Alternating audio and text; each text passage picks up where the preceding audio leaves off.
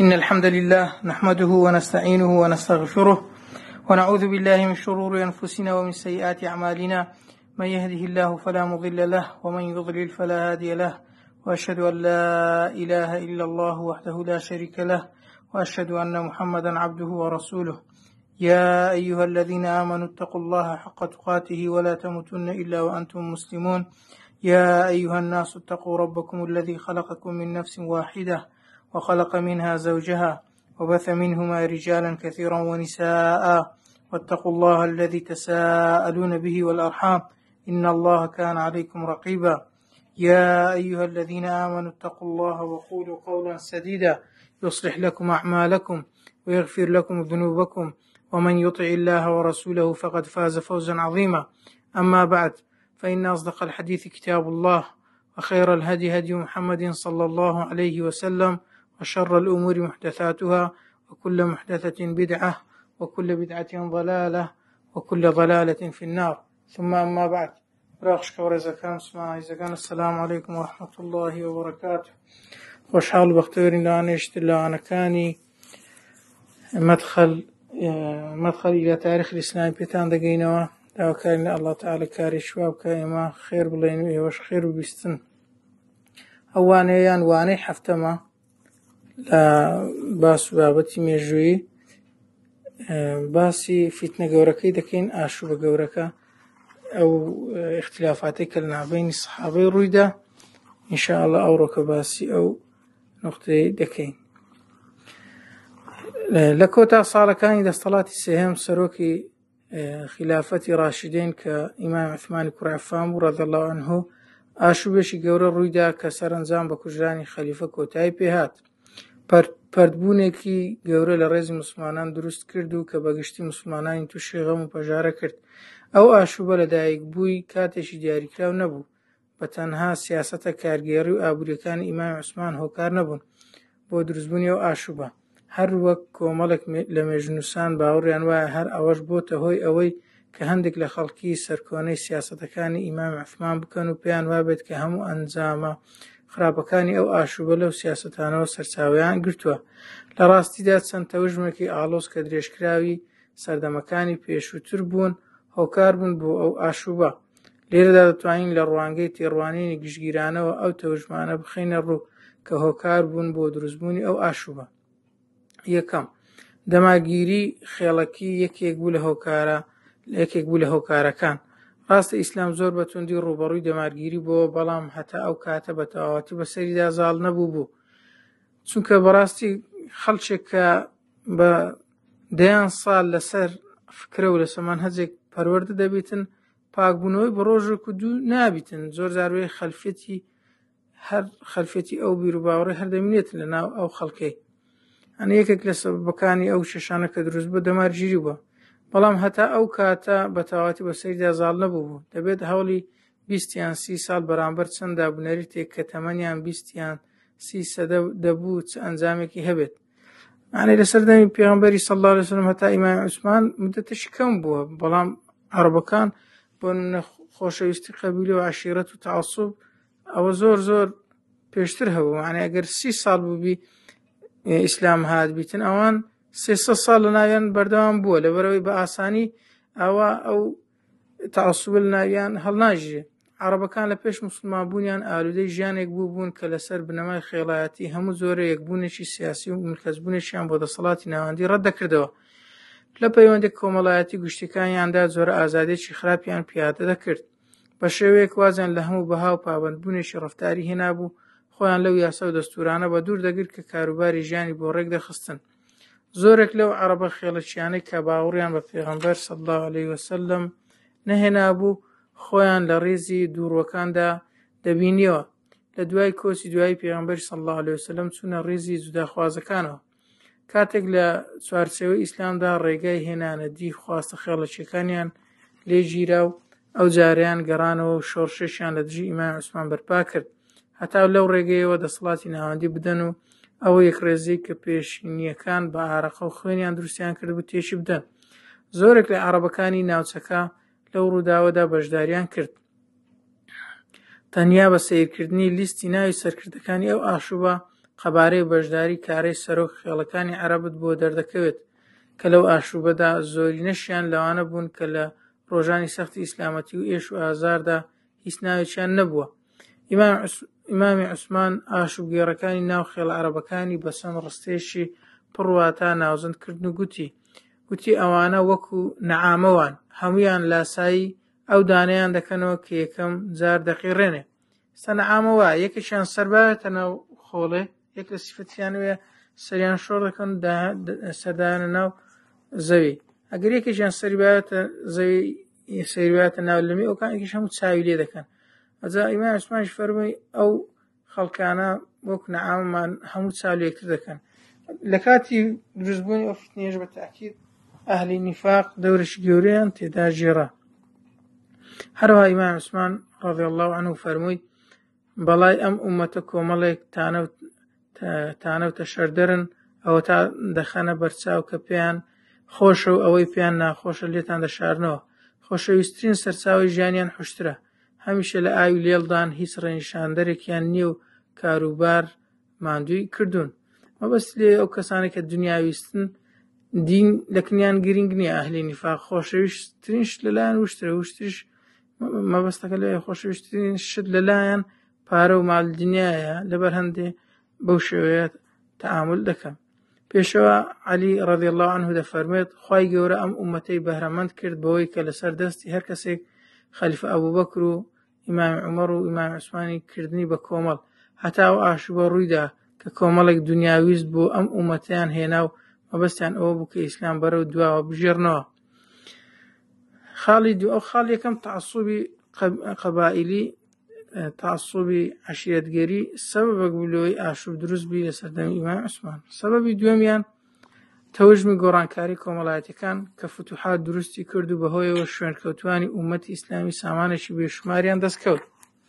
ئەو فتوحاتانەی کە دەیان کرد مسلمانان شتێکی زۆریان دەکەوتە بەدەست لە لایەنی غەنیمەوە. ئەمە جگە لەوەی دەوڵەتی ئیسلامیش کە 2000 بڕیاریدا سیستەمی بەخشیش پیادە بکات، ئەوەش ئەزمونێکی پێشەنگ بوو لە ئەزمونەکانی دادگەری کۆمەڵایەتی و دابەشکردنی دادگەرانەی داهات.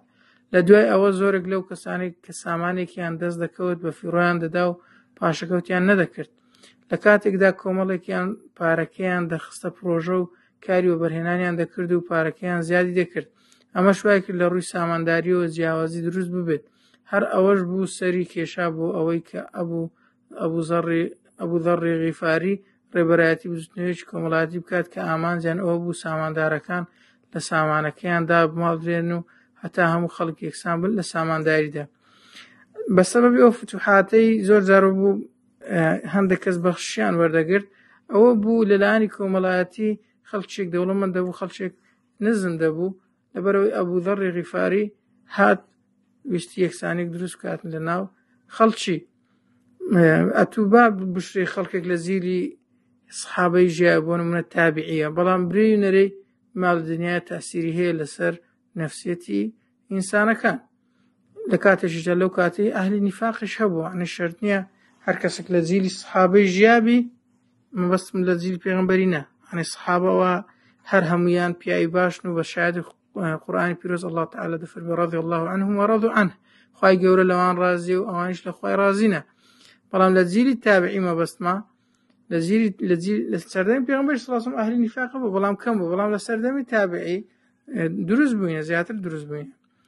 تێڕوانینی جیاواز هەیە بۆ بزوتنەوەکەی ئەبوو ذەڕی غیفاری. ئێمە لێرەدا ئاماژە بەو تێڕوانینانە ناکەین، چونکە دەمانباتە ناو چەند ڕەهەندێکی فیقهیەوە. ئەوەی لێرەدا گرنگە بەلامانەوە هەندێک لە مێژونووسە کۆنەکان لە پەنای ئەو بزوتنەوەیەدا تانە لە ئیمام عوسمان دەدەن، دوای ئەوانیش مێژونووسە تازەکانیش هاتن و جیاوازیەکەیان فراوانتر کرد و چەندین ڕوایەتی هەڵبەسترا و درویان بەبێ لێکۆڵنەوە لە سەردەمی عەباسیەوە جێراوەتەوە.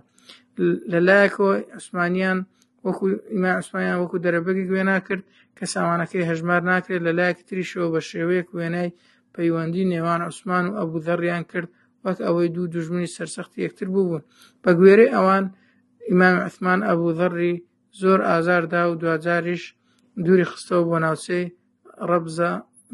ڕەبزە لە قوڵایی بیاباندا. بەڵام کاتێک لە کۆی ڕووداوەکانی مێژوور دەبینەوە کۆمەڵێک ڕوایەتی تر دەبینین تەواو پێچوانەیە لەگەڵ ئەو بانگەشانەدا، چونکە ئیمام عوسمان لە کۆتایی ژیانیدا تەنها 2 وڵاغی هەبوو هەروەکو بۆ خۆش لە بەردەم کۆمەڵێکی زۆر لە خەڵکی مەدینەدا ڕایگەیاند و کەسیش نکۆڵی لێ نەکرد. ئەوەشان تاریخی تەبڕیاتی مجەلەدی 4 لاپەڕ 347. کەواتە هەندێک خەڵکی مستەشرق، هەندێک خەڵکی حاقیدی دڵڕەش کە دێن قسە لەسەر ئیمامی عوسمان دەکەن، زیادە ڕێوی دەکەن لە شکاندنی، ئەوە شایدی پێغەمبەری بەسە لەو ئەو بابەتەی. یەک توش شایدیە ڕوایەتە سەحیحەکان کە لێی وارد بووە کە کاتێک مردیە وەفاتی کردێ ئیمامی عوسمان 2 وڵاخی هەبووە، لە پاشان لە کاتی سەردەمی پێغەمبەری صلی الله علیه وسلم چەند زار موسڵمانان محتاج بووینە، ئەو بە غیرەتی خۆی و بە ماڵی خۆی توانیتی بە ئیزنی خوای گەورە بەهەشت بە خۆی دابین کە چونکە ئیمامی عوسمان یەک کە لەو کەسانەی لە عەشەڕەی مبەشەرە بووە، یەک کە لەو کەسانەی کە لە عەشەڕەی مبەشەرە بووە، یعنی لەو دەکەسەی کە موژدەی بەهەشتی پێ درایە. هەروەها لە ناو مزگەوتی مەدینەدا بینراوە کە لەسەر چەو و بەرد خەوتووە و دوای هەستانی شوێنەواری بەرد و چەوەکە بەلاشەیەوە بووە. خەڵکیش دەیان گوت ئەوە عوسمانی کوڕی عەفانە ڕەضی الله عنه، ئەوە گەورەی موسڵمانانە. یەکێک لە شاهید حاڵەکان دەڵێت من خۆم عوسمانی کوڕی عەفانم بینی لە مەدینە و تاری دەدا، لەو کاتەدا بەرگێکی لەبەر بوو کە پینەی پێوە بوو، نرخەکەی تەنها 4 درهم بوو. سبحان الله لە گەورەی ئەو پیاوەی. ئەمیری ئیمانداران بۆ جلوبەرگکەشی پینەی پێوە بووە. لەبەرەوەی ئێستاش برایان عەزیزم، جلوبەرگ کەسێک نەبوون بی، ئەگە جلوبەرگەکەی کەونەش بی هیچ عیبەیەک نییە، بەڵام عیبە ئەوەیە پیس بی، حاشاک پاک و خاوێن. ئەگە ئینسان پاک و خاوێن بوو، ئەگەر نەبوونیش بوو هیچ کێشەک نییە، چونکە خوای گەورە دەداتە هەندێک کەسی لە هەندێک کەسی وەردەگرتەوە. دنیا بەرز و نزمیە، زۆر جاربێ ئینسانی دەوڵەمەند فەقیر دەبی، ئینسانی فەقیریش دەوڵەمەند دەبی، بەڵام گرنگەوەی ئینسان دڵەکی باشی هەبی و هەروەها پاک و خاوێن بیت. ئیمامی حەسەنی بەسریش دەفەرمێت ئیمامی عوسمان نانی پاشاکانی دەدا بە خەڵک و خۆشی ڕۆن و سرکەی دەخوارد.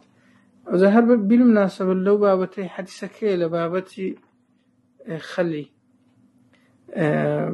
پێغەمبەر صلی الله علیه و سلم دەفەرمێ نیعم الئیدام الخەل.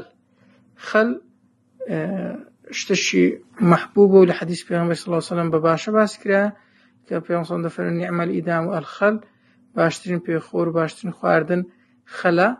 خەل لە ئەو حەدیثە لە صحیح مسلم هاتێ بە ژمارە 2051 بە ژمارە 2051. ئەوجا دەڵێ ئیمامی عوسمان باشترین خواردنی سرکە بووە،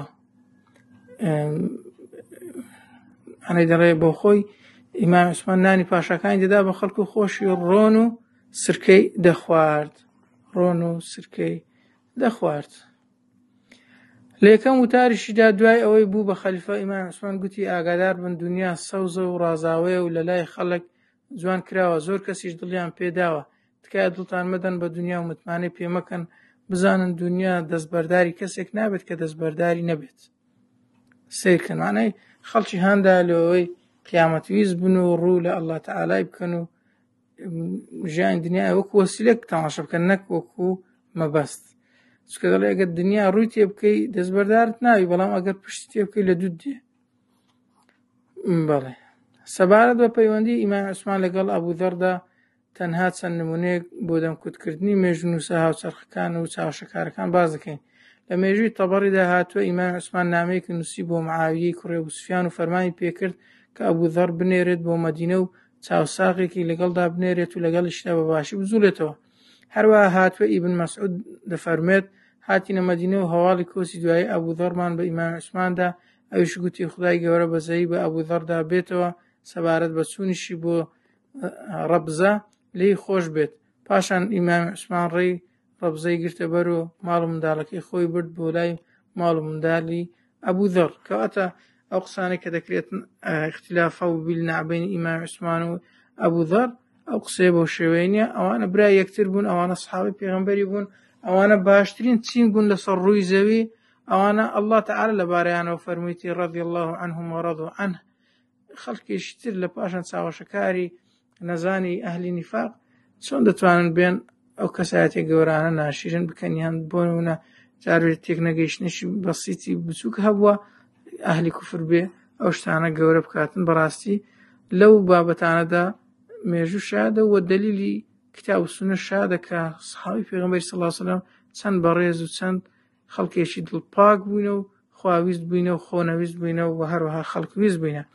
هەروەها دەڵێت کاتێک ئەبوذەر ڕووی کردە ڕەبزە ناوی شوێنەشە ئیمامی عوسمان ڕانەمەڕێک و چەند حشترێکی بۆ نارد و کەسێکیشی نارد بۆ لای و پێی گوت جارجارە وەرەوە بۆ مەدینە با نەبیتە کەسێکی دەشتەکی. ئیبن ئەبی بەکر لە کتێبی ئەتەمهید وەلبەیاندا دەڵێت ڕۆیشتنی ئەبوذەر دوورخستنەوە نەبوو بەڵکو ئیمامی عوسمان سەرپشتی کرد و ئەویش ڕەبزەی هەڵبژارد. ڕەبزە شوێنێکی دابڕا و گۆشەگیر نەبووە و ئاوداری زۆری لێبوو و ئاوەدانی لێبووە کەواتە ئەو کارە سڕکردنی چالاکیەکانی ئەبوذەر بووە نەک دوورخستنەوەی. حتا ئەگەر بۆ نمونە ئەمیری موسڵمانان لە هەندێک حالەتی لۆی هەیە لەسەر خەڵکەکەی ئەمر دەربکاتن کە مەسلحەتی ئیسلامی تێدا بیتن ئەو شتانە هیچ کێششی تێدا نییە لەبەر ئەوەی حتا جیلی سەحابە کە سەحابە بووینە و گەورەترین جیل و باشترین جیل بووینە بەڵام خۆ مەلایکەت نەبووینە 2000 ئەوانیشی ئینسان بووینە وەکو ئینسان تەعامولیان لەگەڵ یەک کردیە. بەڵێ هەروەها لە کتێبی ابن خلدون هاتیە تاریخ ابن خلدون عبد الرحمن بن خلدون تاريخ ابن خلدون مسمى العبر والديوان المبتدأ والخبر لتاريخ ابن خلدون أو باسبابة بدريشتر هاتيا سيميان توجمي جولكش رولان هبو لو آشو بدا أقر تي مجنوس هاتسرخ كان بيان وجولك كان لو آشو بدا رولان نبوا وبلغي أوي كتاك كسك ناي هات بي لسر ساو مجوي كونا كان دا عبد الله كوري سبأ ئەوان دەڵێن ناکرێت تاکە کەسێک ئەو ڕۆڵە گرینگە بژێڕێت کە لەو سەردەمەدا ڕوویداوە لەبەرەوە ئەو بۆ چوونە لە ئەفسانەوە نزیکە ئەوە خەڵکیش مستەشقە قسان دەکە. ئێمە لەگەڵ ئەوەدا کە بۆ چوونی مێژونووسە هاوچەرخەکان ڕەت دەکەینەوە مەسەڵەن ئەوانەی چاوشکارەکان مستەشقەکان لە هەمان کاتیشدا بۆ چوونی مێژونووسە کۆنەکان ناسەلمێنی کە ڕۆڵی جوولەکەیان لە ئاشوب گەڕانەکەدا لە یەک کەسدا کورت کرد بێتەوە. ڕاستەخۆ عەبدوڵای کوڕی سەبە لێکاتدا مؤسسی شیعەگەرێتیش بوو و هەروەها خەواریجیش بوو بەڵام کابراک بوو خۆ دەوروبەری هەبوو خەڵکیش هەبوو شوێنی دەکەوت و گوێیان لێ ڕادەگرت فقط ئەو کەسە بەتەنیا نەبووە ئەی جەماعەتەکەشی ڕۆڵیان هەبووە لە فیتنە و ئاشوبی ناو سەحابەی بەبێ ئەوەی بیریان لەوە کردبێتەوە کە دەکرێت عەبدوڵای کوڕی سەبە نوێنەرایەتی دیاردەیەکی مێژووی ترسناش کرد بێت ئەویش ئەو لێشاوە جوولەکانە بوون کە بە ئاشکرا موسڵمان بوونی خۆیان ڕاگەیاند و ناوی ئیسلامیشیان لە خۆیان نا لە پەنای ئەو ناوانەشدا دەستیان کرد بە تێکدانی کۆمەلگای ئیسلامی لە ناوخۆدا و هاوکار بوون بۆ لێک هەڵوەشاندنەوەی ئەو کۆمەلگایە کەواتە دەکرێت دیان و بەڵکو سەدان عەبدوڵای کوڕی سەبە هەبوو بوون کە ڕۆڵیان هەبوو لەو ئاشوبەدا بەبێ ئەوەی ڕووی ڕاستەقینیان دەرخست بێت و بە نیفاق تەعامولیان کرد بێت. عەبدوڵای کوڕی سەبە ویستی شاندا بدات و فوو بە ئاگری ئاشوبەکەدا بکات. عەبدوڵای کوڕی سەبە پشتگیری لە ئیمامی عەلی کرد بۆ بوون بە خەلیفە بۆ یەکەم جار لە مێژووی ئیسلامیدا پێشنیاری تیۆری ڕاستپاردەی پیرۆزی کرد کە لە بنەڕەتدا لە جوولەکەکانەوە وەرگیرەوە. عەبدوڵای کوڕی سەبە گوتی پێشتر 1000 پێغەمبەر هەبوون هەر پێغەمبەرێکیش کەسێکی بۆ دوای خۆی ڕاستپاردووە ڕاستپێردراوی محەممەدیش صلی الله عليه وسلم ئیمامی عەلیە هەروەها وتیشی محەممەد صلی الله عليه وسلم کۆتایی پێغەمبەرانە و ئیمامی عەلیش کۆتایی ڕاستپێردراوانە دەشڵێت عوسمان رضی الله عنه بە ناڕەوا خلافەتی وەرگرت ئەو قسەی و کابرا منافقەیە. عەبدوڵای کوڕی سەبە لە کاتێکدا کە ئیمامی عەلی هەبوو ڕاستپێردراوی پێغەمبەر بوو ئەی خەڵچینە ڕاپەڕن و نیشانی بدەن کە فەرمان بە چاکە و بەرگری لە خراپە دەکەن بەم کارەتان دڵی خەڵک بۆ لای خۆتان ڕادەکێشن. ئەوەشان شێخ محب الدین خەتیب حملة الرسالة الإسلام الأولون لەو کتابەی هینایەتی لە ئەنجامی ئەو هەوڵانە و دوای ماوەیەکی کەم تاقمێک دروست بوون بە ناوی سەبەئیەکان. ئایا دەکرێت تاقمێکی لەو شێوەیە لە هیچی نەبووە دروست بوو بێت عنی لە هیچی نەبووەوە دروست بوو بێت نەخێر هەر فرقەیەک هەر کۆمەڵێک هەر حیزبێک دروست دەبێت سەرەتا بە شێوەیەکی سڕیە لە پاشان کە ژمارەیان زۆر دەبێت زۆر دیار دەکەون کەواتە ئەوەیە توبرێت جوولەکە سبب نەبووە نەخێوانیە ئەو عەبدوڵای کوڕی سەبە ئەبووە کە لە ئەسڵدا جوولەکە بوو لە پاشان بە نیفاق موسڵمان بوونی خۆی پیشانداوە لە پاشانیش بۆتە سەبەبی ئەوەی ناکۆچی ناو سەحابەی دروست ببێت. چوارەم هۆکاری کارجێڕی دەگوترێت ئیمامی عوسمان هەڵەیەکی گەورەی کرد بە هێنانە پێشەوەی خزمەکانی و دابەشکردنی پۆستە باڵاکانی دەوڵەت بەسەریاندا تا ڕادێک ئەم قسەی ڕاستە بەڵام کاتێک لیستی ئەو ناوانە دەخوێنیتەوە کە لە ڕووداوەکانی ساڵی 35 هیجری پۆستی کارگێڕیان هەبوو و تەبەڕی باسییان دەکات دەبینین لە نزیکەی 30 کەس تەنها 6 کەسیان خزمی ئیمامی عوسمان بوون و 25 کەسیان هیچ پەیوەندیەکی خزمایەتیان لەگەڵیدا نەبووە. هەرچەندە ئەگەر خزمیش بیتن خۆ مسلمان هەر مسلمانە مهمەوەی کار و بارەکەی خۆی بە جوانی ڕاپەڕێنی ئەگەنا خۆ هیچ شێشەک نییە کابراگەر خزمی خەلیفەش بێت. هەر چۆنێک بێت لە سیاسەتکردندا ئیمامی عوسمان زیاد لە پێویست نەربوونیان بوو و چاوپۆشی دەکرد، ئەمەش دەرگای کردەوە بۆ ڕێبەرانی ئاشوگێڕەکان بۆ جێبەجێکردنی ئامانجەکانیان.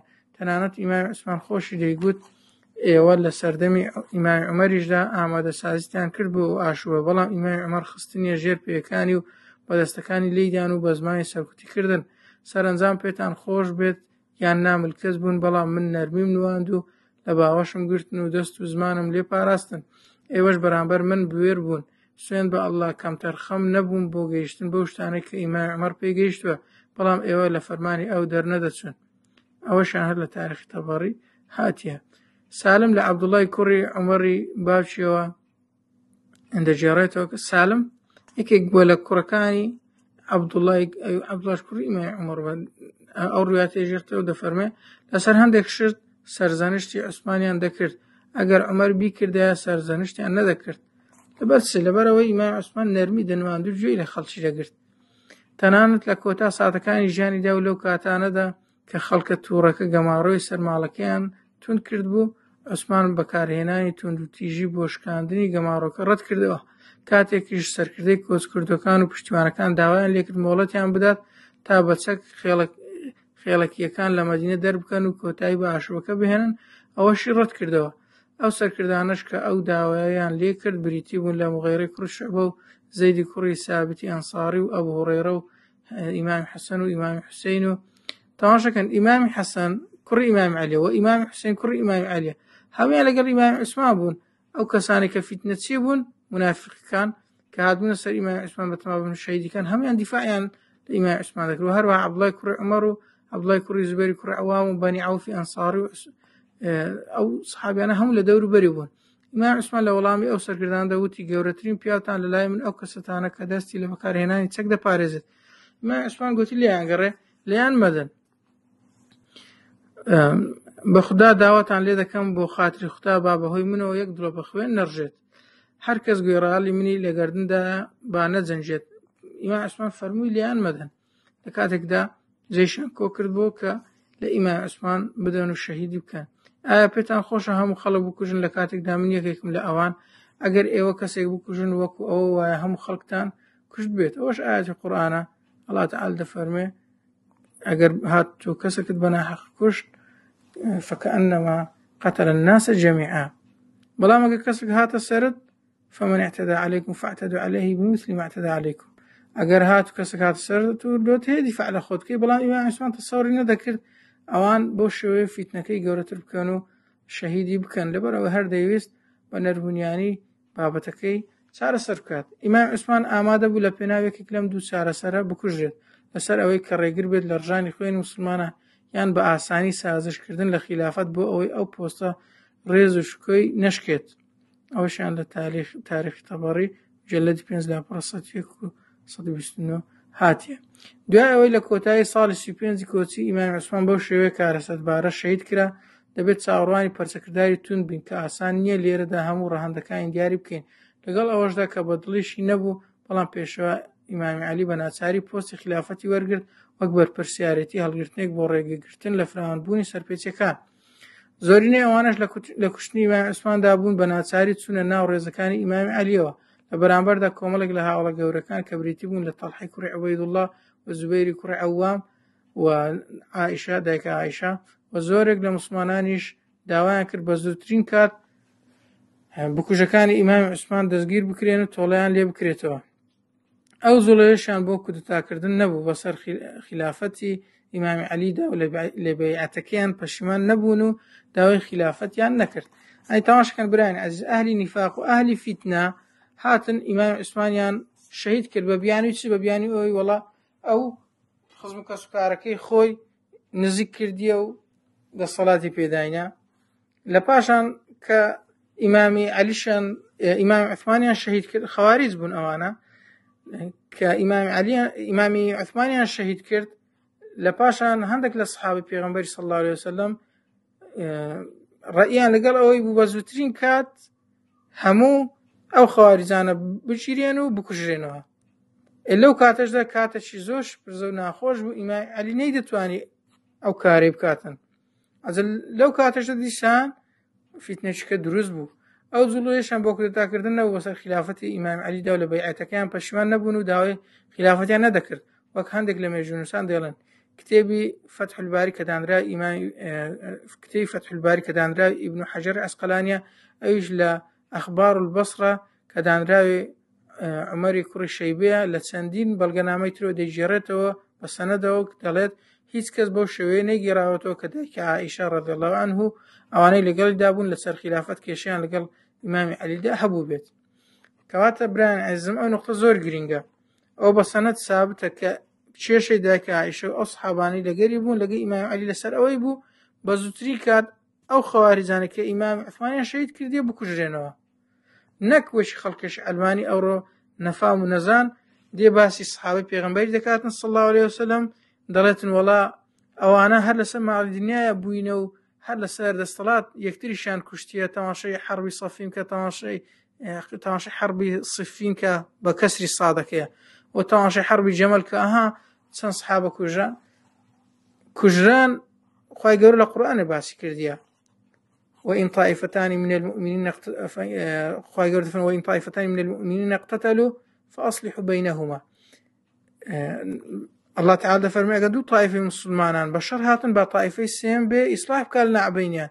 أجر هاتوا يشان بغي كرديا أجي هاتوا يشان بغي كرد بهردو طائفة كي بالو طائفة باغي بدن حتى دقرنا له أمري خواي جورا كواتا ميجوي صحابي وميجوي مسلمانان ميجوي ملائكة نية شرش تدا رويدا وكشتنش تدا رويدا ولا ذلك كرداتن أوشتان هر رودا حقنا حقيش دقرته له جردسي الله تعالى لكاتك دا أوي لأهل كفر ولأهل علمانية كرويدا أو النبي تاريخ خوان تاريخ ملائكتي بي تاريخي إسلاميش تاريخ مسلمانانيش تاريخي شر وجنگو آجاوي بي بخوي بربركاني ومنافساش تشي سنة حياته لسردمي پیغمبر آدمی هبووە هەتا لە کۆتایی زەماندا پیغمبر ئیسا دادەبەزێت و شتەکە بەردەوامە لەبەرەوەی پێویست ناکە کەس خۆی بکاتە شەریف و خۆی بکاتە بە مەلایکەتی بێ هەڵە و بەفری بێ پەڵە برێوەڵە ئەمە چاکم ئەتو خراپی نەخێرەگە تەماشای تاریخی ئەوروپای تاریخی ئەمریکای بکەی بە خوێن نووسرایتەوە. ئەنەی شێخ ڕاغیب سرجانی لە کتابێک هەیە باسی ڕێژەی سەدی دەکاتن، ڕێژەی مسلمانان کە کوژە لە سەدا ڕێژەشی زۆر کەمەوەش لە کتێبی سیرەکەی باسمان کردیا، بەڵام کافرەکان لە سەدا 200 معنی ڕقم قیاسی تێپەڕاندیە لە سەدا 200 خەڵک کوژرایە. لەبەر ئەوەی تاریخی ئەوروپا و ئەمریکای بە خوێن نووسراوەتەوە، تاریخی مسلمانانیش کێشەی تێدا هەبوو، تاریخی مەلایکەتی نییە.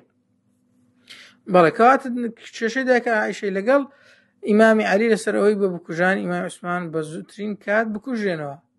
لە چەندین وەکو باسمان کرد هیچ کەس بەو شێوێنەی جێڕاتۆ کە دایکە عایشە و ئەوانەی لەگەڵدا بوون لەسەر خلافەت کێشەیان لەگەڵ ئیمامی عەلیدا هەبوو بێت، بانگە شەشیان بۆ کەس نەکردو تایبیکەن بە خەلیفە، تەنها گلەی ئەویان لە ئیمامی عەلی هەبوو کە بکوژەکانی ئیمامی عوسمان نەدەکوشتەوە و دەست بەجێ و تۆڵەی لێ نەدەکردنەوە.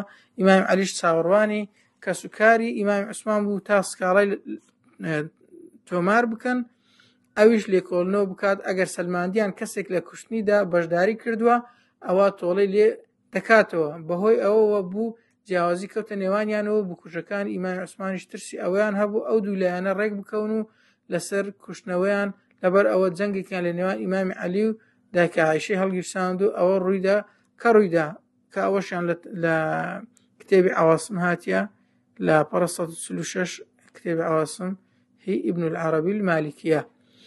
لێرەدا جارێکی تر عەبدوڵای کوڕی سەبە دەرکەوتەوە و سەرۆک خێڵەکانی کۆ کردەوە بۆ تاوتێکردنی بارودۆخەکە و هەڵوێست وەرگرتن پێش ئەوەی بارودۆخەکە ئارام ببێتەوە و بکوژەکان ڕوبەڕووی تۆڵە بکرێنەوە. بەڵام ئەلێرە نقطەشی گرنگ هەیە دەبێ ئاگامان لێبی لە پاشان ئیمامی کە لە سەردەمی ئیمام عەلی بەهۆی فتوحات و بەهۆی مەشغەڵەتی مسلمانان نەکرات تۆڵە لە هەموو بکوژانی ئیمام عوسمان بکرێتەوە، بەڵام لە سەردەمی حەجاجی کوڕی یوسفی سەقەفی کون بە کون لە دویان گەڕا، هەر کەسێک بە کەلیمەشیش دەستی هەوبی لە کوشتنی ئیمام عوسمان هەر هەمویانی کوشتەوە لە ملیدان. حەجاج لەگەڵ ئەوەی خوێن ڕێژ بوو، بەڵام لەگەڵ ئەوەشدا پیاو بوو، بەرگری لە خینی مسلمانان دەکرد و بۆ بەرگریشی لە سنووری مسلمانان دەکرد و لە عنی فتوحاتی دەکرد. ئەزە ئینسان زۆر جارێک کەسە چاکەی زۆر و هەڵەشی هەیە ئەتو دەبی بە هۆردوو چاوتەوە واقعەکەی بینی، نەک بەس چاوی ڕاست دابخەی بە چای چەپ تەماشا بکەی. حەجاجی کوڕی یوسفی سەقەفی لە سەردەمی خۆی کەوالی عێراق بوو، بکوژانی ئیمام عوسمانی کون بە کون لە دویان گەڕا و هەر هەمووشی کوشتنەوە، ئەوەی کە ئیمام عەلی پێی نەکرا لە کاتی خۆی ئەو کردی، دەستیشی خۆش بی. وەکو دەڵێت تۆڵە بە سەبرە ئەمما بە زەبرە. بەڵێ بەڵام عەبدوڵای کوڕی سەبەئی منافق ڕانەدەوەستا و بە هەموو نەوعەک دەویست فیتنەکان گەورەترکەوە. لێرەدا جارێکتر عەبدوڵای کوڕی سەبە دەرکەوتەوە سەرۆک خێڵەکانی کۆ کردەوە بۆ تاوتێکردنی بارودۆخەکە و هەڵوێست وەرگرتن پێش ئەوەی بارودۆخەکە ئارام ببێتەوە، بکوژەکان ڕوبەڕووی تۆڵە بکرێنەوە، بە تایبەتی کە بینیان ئیمام عەلی هەوڵی ئەوە دەدات جیایان بکاتەوە وەک ئامادەکارێک بۆ دادگایکردنیان. لە دوای گفتوگویەکی دوور و درێژ عەبدوڵای کوڕی سەبە بۆ چوونی خۆی دەربڕی گوتی شکۆ و سەربەرزی ئێوە لەوەدایە تێکەڵ بە خەڵکی ببن، کاتێک سبەینێ خەڵک کۆ دەبنەوە ئێوە شەڕێک هەڵگیرسێن و نەهێڵن دەست بەتاڵ بن بۆ بیرکردنەوە، مەگەر ئێوە لەگەڵ ئیمام عەلی نین. هەنەی ئەو عەبدوڵای کوڕی سەبە ئەچوو نیفاقی کرد. ئەو خەڵکەی کە دەستیانە لە کوشتنی ئیمامی عوسمان تەرجیعی دەکردن لەوەی دەست بکەنەوە و شەڕی بکەن لەوەی بخۆیان نەکوژن. ئەو ناچارە پارێزگاریتان لێ بکات، چونکە ئێوە لەسەر بازگەی ئەودان. بەو شێوەیە خوددا ئیمام عەلی و ئیمامی تەڵحە و زوبەیر و ئەوانش کە وەکو ئەوان بیردەکەنەوە سەرقاڵ دەکات و نان پەڕژێتە سەر ئەوەی کە ئێوە پێتان ناخۆشە. ئەنی دەچوو بکوژەکانی تەرجیع دەکرد، دەیگۆ ئەنگۆ ئاگاداری خۆتان بەدەستەوە مەدەن، دەست بکەنەوە ئەگەر شتیوە ڕوویدا، ئەگەر هاتو ئەنگۆ شەڕشتان دروست کرد ئەوان لەبیر نامینێ بێن ئەنگۆ بگرن. لە ئێوارەی هەمان ڕۆژدا و کاتێک هەردوو لا خۆیان ئامادە دەکرد بۆ ڕێککەوتن لە پڕ جەنگێک بە ناوی جەنگی جەمەل هەڵگیرسا و بە سەرکەوتنی ئیمام عەلی کۆتایی پێهات و کۆمەڵێکی زۆریش لە هەردوو لا کوژران و بریندار بوون. جەنگی جەمەل بخۆی بمعنەی وشتر دێ، ئەو جەنگەش زۆر بەداخۆ ئەو منافقانە هەڵیان گیرسان کە هەر لە نەعبەینی سەحابەی بوو، تەرەفی دایکە عایشەی بوو، تەرەفی بەرامبەریشی تەرەفی ئیمامی عەلی بوو. هەمووی کێشەکەش لەسەر ئەوەی بوو کە ئەوان داوایان کرد خینی ئیمام عوسمان وەربگیرێتەوە، ئەوانش نەیانتوانی، منافقەکانیش فیتنەکەیان گەورە کرد و لەو نەعبەینی کە نامە دەگۆڕدراوە دەهاتن دەستکاری نامەکان و قسەکانیان دەکرد، بەداخەوە لە کۆتاییدا شەڕ هەڵگیرسا نەعبەینی سەحابەی، چەند سەحابەشی بەڕێزش تێیدا شەهید بوو کە لە ناویاندا تەڵحەی کوڕی عوبەیدوڵڵاه و هەروەها زوبەیری کوڕی عەوام دوو لە عەشەڕەی مبەشەرە بەدەستی مسلمانان شەهید بوون. بەدەستی منافقەکان شەهید بوون، بەس لە شەڕی مسلمانان شەهید بوون، ئەوە ئینکاری ناکرێت. کەواتە دوو لە عەشەڕەی مبەشەرە لە شەڕی مسلمانان شەهید بوون. لەبەر ئەوەی ئێستا کەش لە داهاتوشدا کاتێک کە ناکۆچی و ناتێگەیشتن دەکەوتە ناو مسلمانان وەمەزانن ئەوە دنیا خراپ بووە. ئەو ناکۆچیە ڕوویدا لە نابینی سەحابەش، بەڵام وەکو باسمان کرد حال ئەوە بوو، عنەی حالت بۆ نەک دیار دەبی جاردەشتیوە ڕووی دیار. خوای گەورەمان پارێز لە ناکۆچی، بەڵام ئینسانیش ئینسانەکو باسمان کرد مەلائیکەت نییە ناکۆچی و لێک تێنەگەیشتن زۆر جاربێ هەر ڕوو دەدات. بەڵێ ئەو دوو سەحابە بەڕێزە کە عەشەڕەی مبەشەرە لە شەڕی جەمەل شەهید بوون. دایکە عایشەش لە ناو ئاپۆڕای جەماوەری و لە ژێر چاودێری و پارێزگاری ئیمامی عەلیدا هێنرایەوە بۆ مەدینە. ئەجە تەماشا بکەن ئەو بێئەدەبە خەواریجانە ئەو کاتی گلەیان لە ئیمامی عەلی دەکردیان گۆ لۆ ناکەیە جاریە، دایکە عایشە لۆ ناکەی جاریە. ئیمامی عەلی گوتی خوای گەورە لە ناوتان بە چۆن دەکرێت دایکی ئیمانداران بکرێتە جاریە، چونکە ئەوە بە نەسی قورئان دایکانی عنی خێزانانی پێغەمبەر دایکانی مسلمانن. وأزواجه أمهاتكم يعني وأزواجه أمهاتكم، الله تعالى فرمي خێزانانی پێغەمبەر دایکانی ئێوەنە. بەڵێ لە ژێر چاودێری و پارێزگار ئیمامی عەلی هێنرایە بۆ مەدینە. بەڵام معاویە کوڕی ئەبو سوفیان کە گەورەی بەنی ئومەیە بوو لە شام و یەکێک بوو لە خزمەکان ئیمامی عوسمان، نەیتوانی لە بەرامبەر ئەو ڕووداوانەدا بێدەنگ ببێت، بە تایبەتی دوای ئەوەی نامەیەکی لە ئیمامی عەلیەوە پێگەیشت و داوای لێکرد پێویستە گوێڕایەڵ بێت و ئەویش لە دوای ڕاوێژێکی دوور و درێژ لەگەڵ هاوڵەکانی بڕیاردا وەڵامی داواکەی ئیمامی عەلی نەداتەوە گوێڕایەڵی نەبێت. برانی عەزیزم، وەکو باسمان کرد لە خلافەتی ئیمامی ئەبوبەکر فتوحات هەر بەرەو پێش دەڕۆی، لەگەڵ ئەوەشدا مرتەدەکان هەڵگەڕانەوە و مانعی زەکاتیان نەدا و ئیمامی عەلی ڕوبەڕووی هەر هەمویان بۆ فتوحات هەر فراوان دەبوو. لە سەردەمی ئیمامی عومەر زۆر فتوحات فراوانتر بوو، زۆر دوو ئیمپراتۆریەتی گەورەی تێکشکان، فارس و ڕۆمی تێکشکان کە کەس نەدەوێرە سەری بەرزکە لە بەرامبەروانە. ئەوانش هەمویان کە تێکشکێنرا بوون و لوتیان شکا بوو خۆیان مەلازدا بوو تۆڵی خۆیان بکەنەوە. معنی لە دەوری خلافەتی ئیسلامی دوژمنێکی زۆر هەبوو. ئیمامی عەلی ئایا بە شەڕی ناوەخۆ خەریک بیتن یان ئاگای لەو هەموو دوژمنەی بیتن؟ لەبەر ئەوە ئیمامی عەلی یانەی زۆر زەختی کەتە سەر بەڕاستی لەو کاتەیدا بە هەردوو لەش خەریک بوو. لەبەر ئەوەی داوای لە سەحابەکان دەگرت سەبر بگرن، خوێنی ئیمامی عەلی خوێنی ئیمامی عوسمان بەزایع نازیستن، بەڵام هەموو شتێک لە کات و شوێنی خۆی. ئەوە بوو نامەشی لۆ معاویە کوڕی ئەبوو سوفیان نارد کە خزمی ئیمامی عوسمان بوو کە سەبر بگریتن، بەڵام بڕیاریدا ئەویش کە لە هەموو شتێک گوێڕایەڵی ئیمامی عەلی نەکات. چەچی هەڵگرت و ڕوبەڕووبوونەوەی لەگەڵ ئیمامی عەلیدا ڕاگەیاند و داوای کرد کە بکوژەکانی ئیمامی عوسمان ڕادەست بکات بەو پێودانگەی کە ئەو خزمی ئیمامی عوسمانە و هەست و سۆزی خەڵکی شامیشی زوڵان بەوەی کە گوتی کراسە خوێناویەکەی ئیمامی عوسمان و پەنجەبراوەکانی نائیلەی خێزانی دۆزیوەتەوە. لەبەر ئەوەی ئیمامی معاویە بۆ ماوەی 2 دێ سیاسەتێکی باشی لە شامدا پەیڕەو کرد بوو، توانی بووی دڵی خەڵکەکەی بۆ لای خۆی ڕابکێشێت و دڵسۆزیان بەدەست بهێنێت. ئیمامی معاویە یەکێک بووە لە دووهاتی عەرەب، یەکێک بووە لە کەسە زۆر زیرەکانی عەرەب، ئینکاری ناکرێتن، خەڵکەشی زۆریشی لەگەڵ بووە.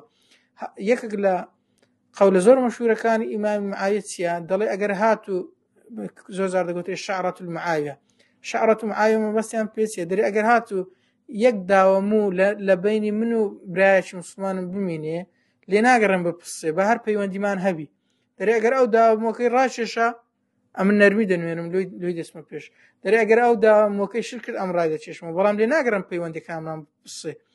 ئەز ئیمامی معاویە یەکێکیش بوو لە خزمەکانی ئیمامی عوسمان.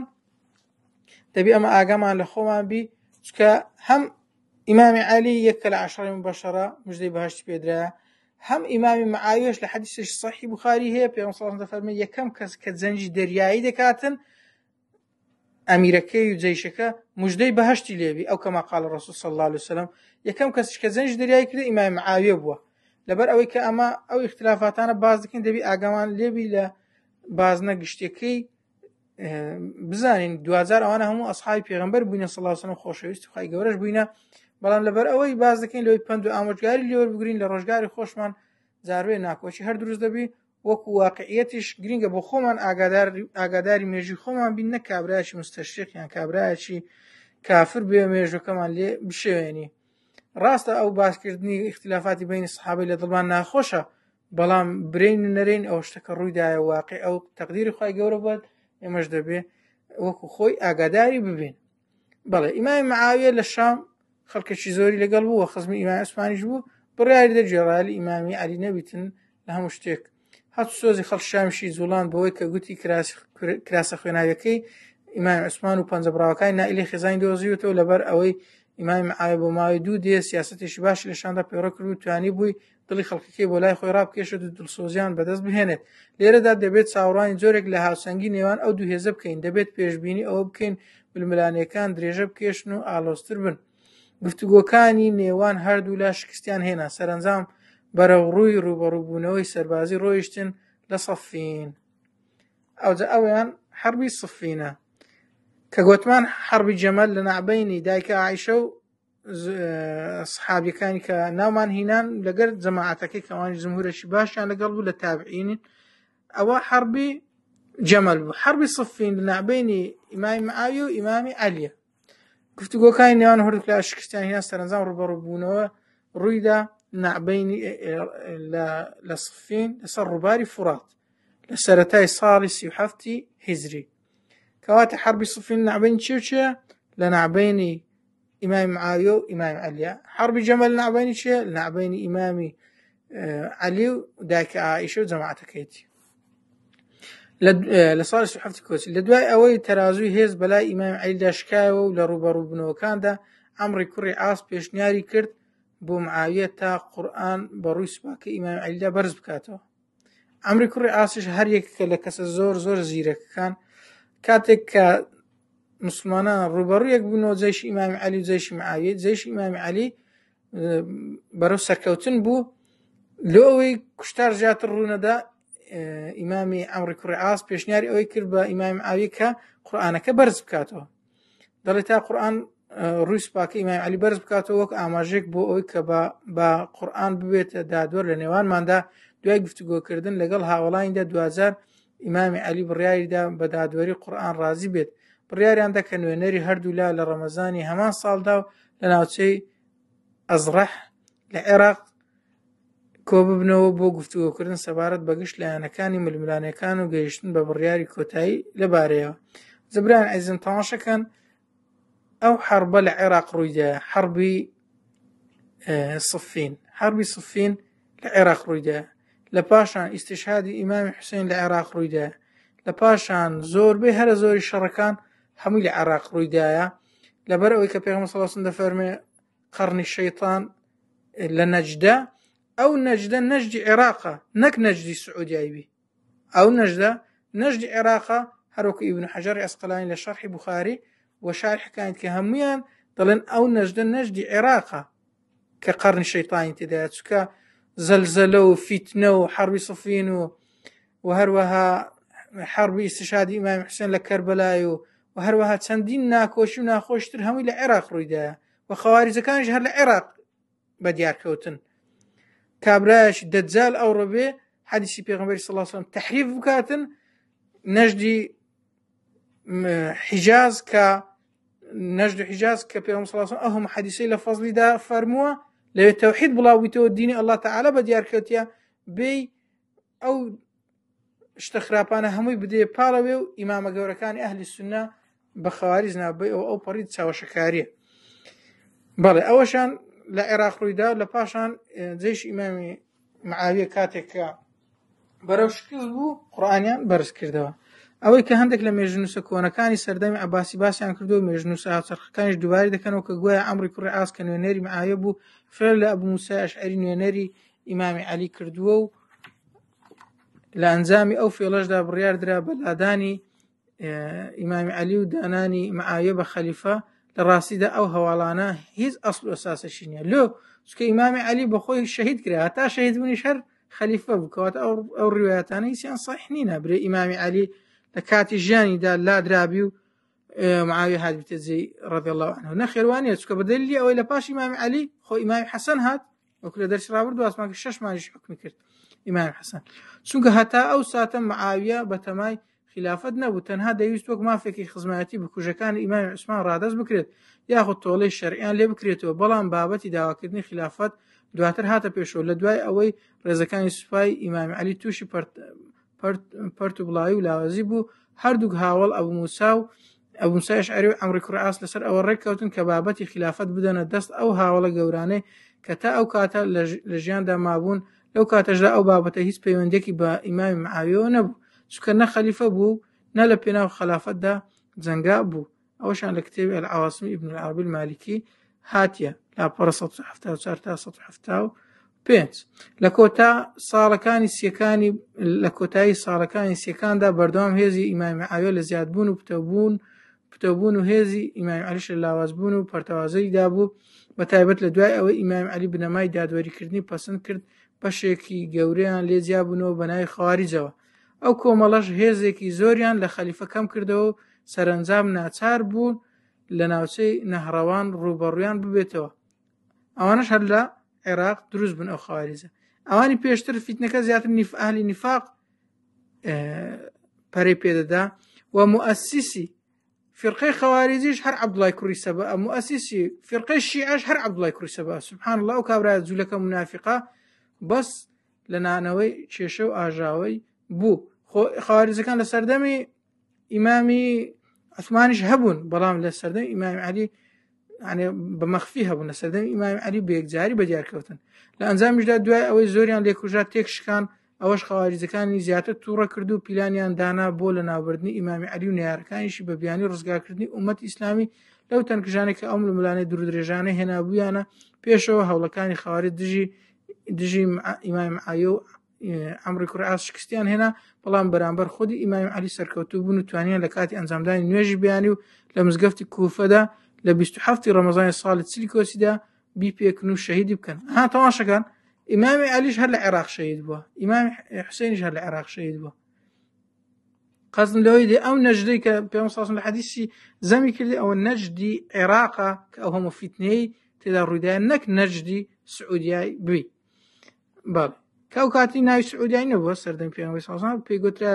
مەملەکەتی نەجد و حیجاز بەڵام لە پاشان يعني 100 ساڵ تقريبا 100 ساڵ لەوی سعودیەدا مەزرایە 100 ئەو سعودیای ئێستا چکە ئەوانش بە 3 مەرحەلەیدا ڕۆیشتینە والحاصری قەزم لەوەی دێ تاریخی سعودیا تاریخی هاوچەرخە وەکو ناو ئەگەنا بە خۆی پێشتر هەبووە بەس بە ناوی تکە بە مەملەکەتی نەجد و حیجاز بەڵێ ئیمامی عەلیش لە کوفە لە ڕێی مزگەوتەیە شەهید بوو کەواتە ئێستا ئیمامی ئەبوبەکر شەهید بە ژەهر خواردن و هەروەها ئیمامی عومەر شەهید بووە لە ناو نوێژە شەهیدیان کرد ئیمامی عەلیش لە ڕێی نوێژە لە ڕێی مزگەوتێ شەهید بووە و ئیمامی عوسمانیش هەر شەهید بووە کەواتە ئەو ئیسلامە بە عیزەت و بە بەربەرەکانی ئەهلی کوفر و ئەهلی باتڵ دەستی پێکردیە و چۆن بووە هەر ئەوهاش دەبیتن لەبەر ئەوەی کە تۆ موسڵمانی و مەزانە بێ دوژبنت هەیە بەڵام دەبی بە عاقڵی تەعاملیان لەگەڵ بکەی و دینی خوای گەورە بەسەر بێخی نەک نەفسی خۆت بەسەر بێخی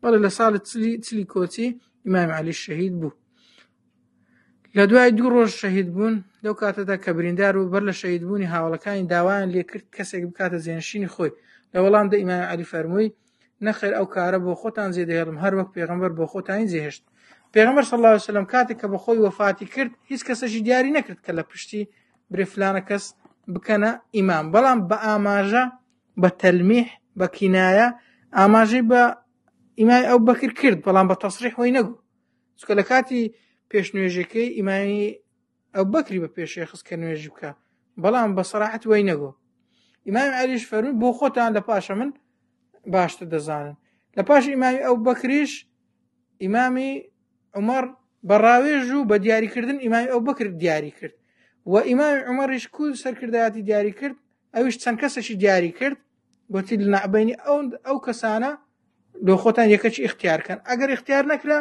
ئەمری بە سەحابێکی کرد گوتی بە شمشێری لێیاندا و بیان کوژە چونکە ئەمری موسڵمانان نابی بە هەڵک بە سێردراوی بمینێتەوە وەکو لە دەستی ڕابردووی ناوی سەحابەکانیشمان هینە کە دیاری کردوون چەند کەسێکی دیاری کرابوون کەم بوون لە پاشان ئیمامی عەلی گوتی بۆ خۆتان دەتوانن هەڵبژێرن ئەمن هیچ کەسێک هەڵ نابژێرم و ڕێگریشتان لێ ناکەم ئەگەر هەر کەسێکی من هەڵبژێرن ئەوە بوو ئیمامی عەلی شەهید بوو بە برینەکەی لە پاشان ئیمامی شەعبی دەڵێت بە ئیمامی عەلییان گوت بۆچی کەسێک ناکەیتە جێنشین بەسەرمانەوە ئەویش گوتی پێغەمبەر کەسی نەکرد بە جێنش هەتا من کەسێک بکەم بە جێنش بەڵام ئەگەر خوددا ویستی باشەی بەسەر خەڵکەوە هەبێت ئەوە لە دوای من لەسەر باشترینتان کۆتان دەکاتەوە هەروەکو لە دوای پێغەمبەر صلی الله علیه و سلم لەسەر باشترینتان کۆی کردنەوە کە ئیمامی ئەبوبەکر بووە ئەوش لە بیدایە و نهایەتیە مجلدی 5 لاپەڕە 250 و هەروە 323 لە دوای کۆزی دوای ئیمامی عەلی موسڵمانان بەیعەتیاندا بە ئیمامی حەسەنی کوڕی ئیمامی عەلی کوڕی ئەبی تاڵیب یعنی ئیمامی عەلی دیاری نەکردبوو بەڵام سەحابەکان بەخۆیان تەماشایان کرد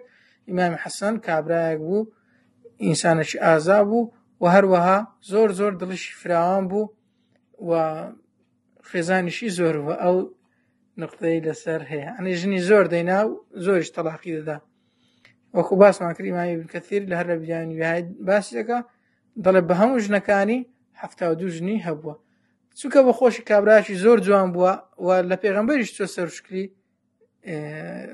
ئیمامی حەسەن حوسێن هەرچیان بە پێغەمبەری چوونە سەڵ سەلەم گەنجێکی زۆر جوان بووە ئافرەتەکانیش زۆر مێردیان پێکردیە هەتا ڕیوایەت هەیە دەڵێت لە تازێکی هاتە دەرە یەک ڕێزە ئافرەت بووینە هەموو پێچە بووینە دەڵێ گوتیان ئەوە ئەمەی تەلاقدایە کوبری پێشیان خۆش بە بیان هینتەوە هەموو لە تەنیشتێک ڕاوەستە ئەو گوتی ئیمامی حەسەن ئەمی تەلاقدای ئەویت کە گوتی وەڵامیش تەلاقدای کە گوتی ئەمیش تەلاقدای ئەجا هەموو ڕاستانی ئیمامی حەسەن بە پێشیان داهاتێ بەدائیم چوارژنی هەبووە هەرچەندە ئەو ڕواتە کە باسی هەفتادی دەکە وەکو ڕوایەتی تاریخیە بەڵام وەکو سەنەدی حەدیث نییە برێ قەتعی شتەکە بەڵام هاتیە بە متەواتری لە تاریخ کە خێزانی زۆر بووە لەگەر مغیرە کوڕی شوعبەی ئەو دوو سەحابە بەڕێزە خێزانیان زۆر بووە.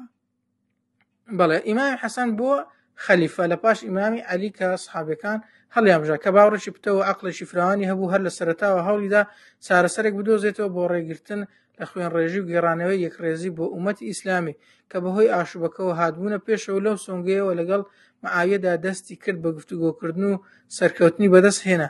لە ساڵی 41 کۆچیدا ئیمامی حەسەن دەستی لە خلافەت هەڵگرت بۆ ئەوەی ئیمامی مەعاویە بێتە شوێنی لەبەر ڕێگرتن لە خوێنڕشتن بەیعەتی بە مەعاویەدا و لەسەر ئەوە ڕێککەوت کە لە دوای کۆچی دوایی مەعاویە بە ڕاوێژ موسڵمانان کەسێک بۆ خلافەت دابدرێت.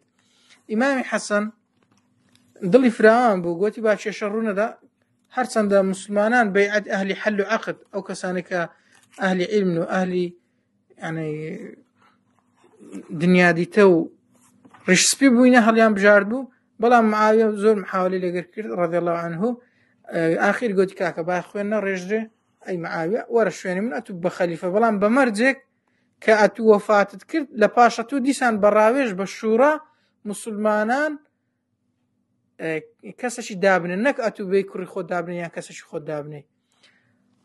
بەڵێ کەواتە ئێستا 29 ساڵ و چەند مانجێک خلافەتی ئیسلامی نزیکەی 40 ساڵ 29 ساڵ و 10 مانگ 29 ساڵ و 9 مانگ نزیکی 30 ساڵ بە خلافەی راشدین حسێبە هەتا ئیمامی حەسەنیش 6 مانگکە ئیمامی حەسەنیش بەڵام لە پاشەوی دەبتە دەسەڵاتی ئومەویەکان ئەو جارەی لە کڕۆ لە باب و لۆ کوڕ بەڵام ئیمامی مەعاویە کە دەسەڵاتەکەی وەرگرت لە پاشان ئەو نقطەی جێبەجێ نەکرد برێ لە پاشە خۆم دەبدیسان بە شوڕابی نەخێر ئەو جارەی کوڕەکەی خۆی کردە دەسەڵاتدار.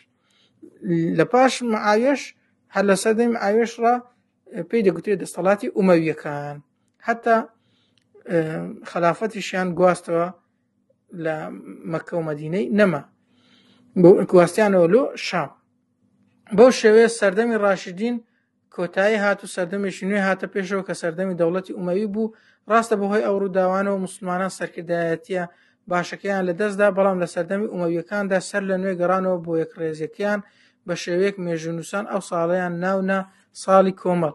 بەو یەکڕێزیەش موسڵمانان هێزیان بۆ گەڕایەوە و توانیان دەست بکەنەوە بە جوڵەی فتوحات کە بەهۆی ئاشوبەکەەوە وەستا بوو. ڕاستە ئیمامی مەعاویە ئەو وعدەی جێبەجێ نەکرد بەڵام لە هەمان کاتیشدا فتوحات زۆر فراوان بوو موسڵمانان یەکڕێز بوونەوە زۆر زۆرش بەقوت بوون فتوحات دیسان دەستی پێکردەوە و فەتحی وڵاتەکانیان دەکرد. ئومەویەکانیش تقریبا 90 ساڵ دەسەڵاتیان بەردەوام بوو تقریبا 90 ساڵ دەسەڵاتیان بەردەوام بوو هەروەکو لە دەرسی ڕابردوش بە تەفسیلی هەموو دەسەڵاتەکانمان گوت ساڵەکان چەند خلافی راشدین بوو چەند ئومەویەکان بوو چەند عەباسیەکان بوو چەندیش عوسمانیەکان بوو لە پاشان باسیشمان کرد لە پاش 5 ساڵ لە ڕوخانی دەوڵەتی عوسمانی ئیخوان المسلمین دامەزرا و حرەکاتی ئیسلامیش کە هەتا درێژ بوونەوەی هەتا ئێستایە یعنی ڕیشەی تاریخی هەیە. ئەلێر دەوەستین ئینشاءالله دەرسی دابێ دینە سەر تەواوکەرەکەی و دینە باسی ئومەویەکان دەکەین. سبحان الله وبحمده سبحانك اللهم وبحمدك أشهد أن لا إله إلا أنت أستغفرك وأتوب إليك. براك بسیار دەکاتن عاصمەی دەوڵەتی ئیسلامی پێش معاویە کوڕی ئەبو سوفیان رضی الله عنه لە چێن دەربوو. برانی عزیزم عاصمەی دەوڵەتی عوثمانی عاصمەی دەوڵەتی ئیسلامی لە سەردەمی ئیمام عوثمان و پێشەویش هەر مەدینەی منەوەرە بوو بەڵام لە سەردەمی ئیمامی عەلی عاصمی گواستەوە لۆ کوفەی لە عێراق لە عێراق بەڵام معاویە کوڕی ئەبو سوفیانش لە کوفەی عاصمی گواستەوە لۆ شام بەو شێوەیە بووە وانە عاصمە سەرتا مەدینەی منەوەرە بووە پاشان ئیمامی عەلی عاصمەی دەوڵەتی ئیسلامی کردە کوفە پاشان ئیمامی معاویە رەضی الله عنه عاصمەی دەوڵەتی ئیسلامی کردە شام. بەڵێ برایان عەزیزم کەواتە لە سەردەمی پێغەمبەری صلی الله علیه وسلم لە پاش تەمکینی دەوڵەتی هەر مەدینەی منەوەرە پایتەخت بووە لە سەردەمی ئیمامی ئەبوبەکر، هەر مەدینەی منەوەرە پایتەخت بووە لە سەردەمی ئیمامی عومەر، هەر مەدینەی منەوەرە پایتەخت بووە لە سەردەمی ئیمامی عوسمانیش هەر مەدینەی منەوەرە پایتەخت بووە لە سەردەمی ئیمامی عەلی پایتەختی دەوڵەتی ئیسلامی گواسترایەوە لە مەدینەی ڕەلۆ کوفە لە عێراق، لە پاشان ئەویش معاویە کوڕی ئەبو سوفیان پایتەختی دەوڵەتی ئیسلامی گواستەوە لە کوفەی عێراقۆلۆ شام. سبحان الله وبحمده، سبحانك اللهم وبحمدك، أشهد أن لا إله إلا أنت، أستغفرك وأتوب إليك.